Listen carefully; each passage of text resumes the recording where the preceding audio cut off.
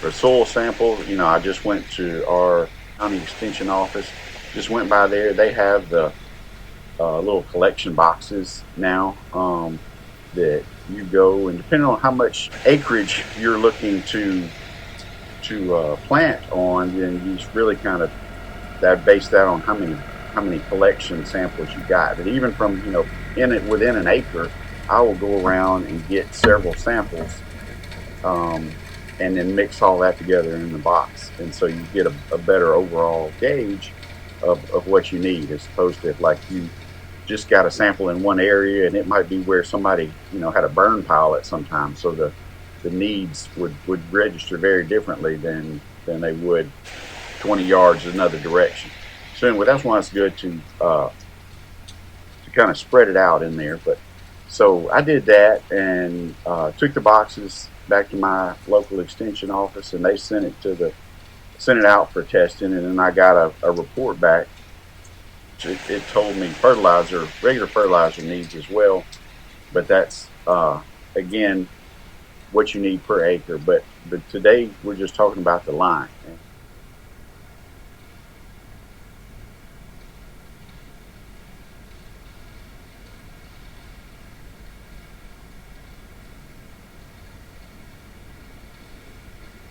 Most of the lime deliveries, at least in our area, are larger trucks. Like they predominantly come in 23-ton truckloads, and that is like a tractor trailer rig, basically. So they need a good bit of space to turn around. And now another is location. How far away is the place that's going to be able to deliver your lime? In my case, they're not close. It's over an hour away. But they did have a smaller truck, and I didn't know this. I just had to call around and reach for. So just don't be afraid to ask, or if you have local farmer friends that hadn't done this before, ask them too. If you have somebody that might be able to share it with you, that's close by or that needs it as well. And this is going to be unique to everybody. Your ability to what you can do. Obviously, if you don't have a tractor, then you can't, or access to a tractor, then the lime spreader is just not an option for you.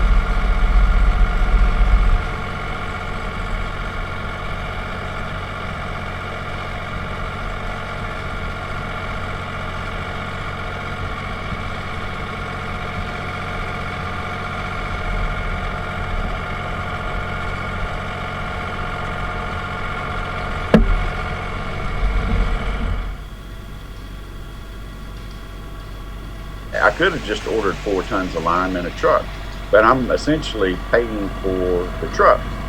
So whether I order, and this truck would hold, I think it was a 17-ton, basically a larger size dump truck. I'm paying for the truck regardless if I get 4 tons or 17 tons. I'm paying, in this case, it was $925 for that delivery. So I don't need all that lime. I came up with the idea of, because my driveway's gravel, it's limestone. So I decided that with other projects I have, I could maybe get the lime I needed and then get the rest of that load in crusher run. And they said yes, that was fine, they could do that. They actually got it from 2 different places, but they could do it. And in your case, they might put a board or something, or try to divide it. That wasn't the case for me. In my lime delivery, there was going to be some rocks, and I knew that going into it. And I thought about ways to try to filter it out. Did that too, like with more of a heavier gauge screen, just trying to dump it through that and filter it out. But it's thick, and it sticks together, and so you don't just, it's not like sand where you just dump it on there and it filters itself through. You have to really work to get the lime through and keep the rocks on top. And so that really was not practical when you're talking about that quantity. And what I ended up doing was getting more lime than I needed, because I knew it was going to be mixed with the gravel. So I could kind of filter it, and it would be, I could pick and choose. And they did, because they loaded it separately, it wasn't all just like completely mixed. So I had a good portion of it that was just the lime, and then you had an area that was mixed in, that had both, and then you had one that was heavier with the gravel in that. And so I'm using that to build up areas of my roads and to expand some other areas. But I ended up getting 6.5 tons of lime and the rest in crusher run here. So like I said, that was like more than 2 tons more than what I needed of lime, but it worked out.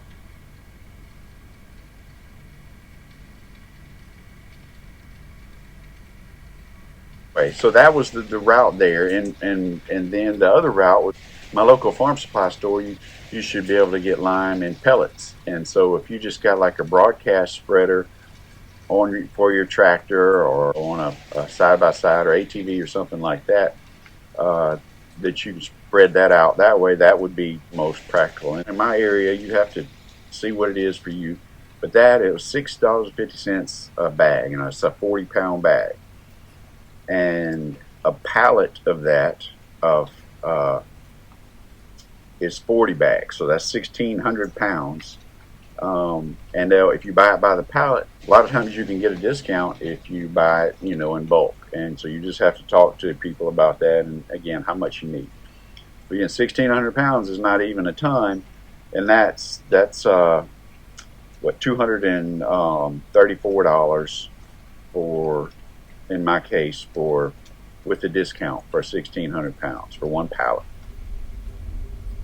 And so to get 4 tons needed, that's 5 pallets, which comes out to $1,170. Whereas that truckload again was costing me $925, but I'm getting 17 tons of whatever I'm getting there.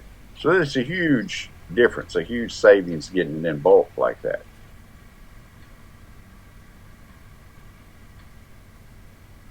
If you don't need all that lime or don't have a use for you don't do it like I did where you got something else and or you can't get it in smaller quantities, then it may not work for you. And if you get it in smaller, are able to get it in smaller quantities, it could be significantly more per ton basically for delivery.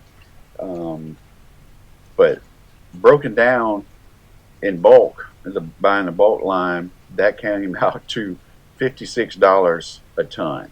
4 tons of the bulk lime is equal to $225, which is actually less than even one pallet of the pellet lime in the bags. So it's really, a dramatic difference. But again, it's whether you can handle it. So the other part of that is, I contacted my local office, soil and water group here, and they have a lime spreader that they rent out.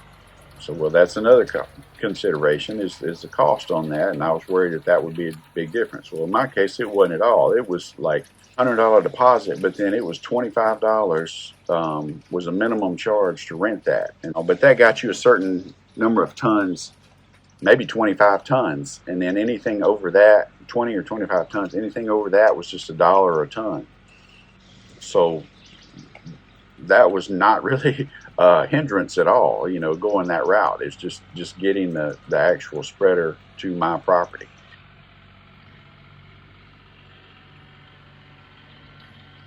So the one rule about that is you have to be within that county. You can't, you have to be using it in that county and a resident of that county. It's also a very heavy and awkward thing. Other thing, if your tractor doesn't have a loader on it, or if it's too small, it shouldn't be too small to pull it, most likely. I think that would not be the problem so much. And it's just PTO. I thought it was hydraulics. I thought the spreader, because it has hydraulics on it, I thought that was going to require hydraulic hookups, but it didn't. Everything runs off the PTO. So the main thing on that, and they worked with me on that, helped me with it, is you just figure out the setting on the spreader to get the quantity per acre that you need, the tonnage per acre. And so once I had that from them, I got them to help me figure that out before I even left there with the spreader. The other thing is it's really tall. It's probably, 7 feet tall, the sides of that. So if you got a small tractor and your bucket is not going to be able to get over the top of that spreader to dump the lime in, and you certainly don't want to, you can't do that with a shovel. So you need to have a front end loader with a bucket on your tractor or some way to load the lime from the bulk lime into the spreader. That rate is based on a speed too, so you have to kind of be able to know what you're doing with all that to get the actual application rate you want. Now if you go over, it's not that it has to be exactly precise either. You need to do this 6 months at least before you expect to get any benefit out of it. And a lot of people say you really don't see it until the next year. And if you put it out and your property is very hilly, and then you get a lot of rain after that, it could wash the lime downhill and so you have a real high concentration in one area, and then up in the higher elevation, you didn't get at all what you wanted.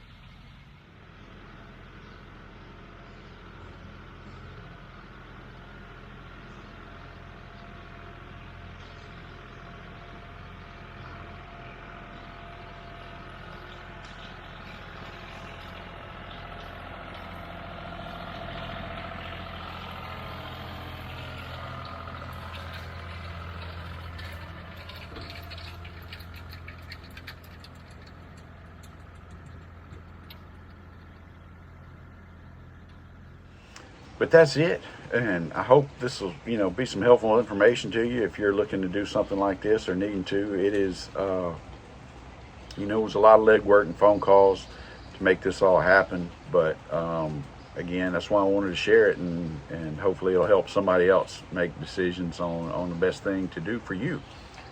But as always, y'all, thanks for watching, and if you appreciate this kind of content and like to see it, please subscribe. If not, then by all means don't.